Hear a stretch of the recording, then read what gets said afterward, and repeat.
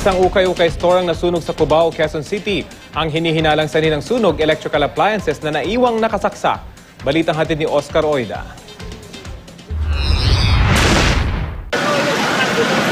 Pasado las 12 ng hating gabi nang sunog-labang sunog sa ukay-ukay store na ito sa may likuran ng Araneta Center Bus Terminal sa Cubao, Quezon City. Agad rumisponde ang Bibaw base sa puntrak ng bumbero, dahilan para mapigilan ang pagkalat ng apoy sa mga katabing establishmento. At makalipas lamang ng 20 minuto, ganap din nakapula ang sunog na umabot lamang sa first alarm. Sa mga sandaling ito ay di pa matiyak ang sanhi ng apoy. Pero ayon sa mga bumbero, posibleng nagsimula ito sa mga naiwang nakasaksak na electrical appliances. Sa bandang dulo po kasi titingnan natin baka may mga naiwan po na nakasaksak po sa loob. Wala namang napaulit na nasaktan. Aabot ang kabuuang halaga ng pinsala sa 50,000 piso.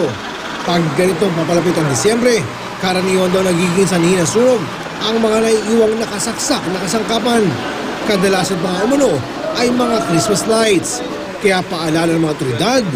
Ugalian po natin pagka bumibili po tayo ng mga Christmas lights po. Siguro din po natin na may mga ICC Mars po yung mga bibilin po natin. Tsaka yun, pagka yun sa bahay po natin, ugalin po natin na magtanggal po ng nakasaksak na Christmas lights po natin bago po tayo matulog. Oscar Oida, GMA News.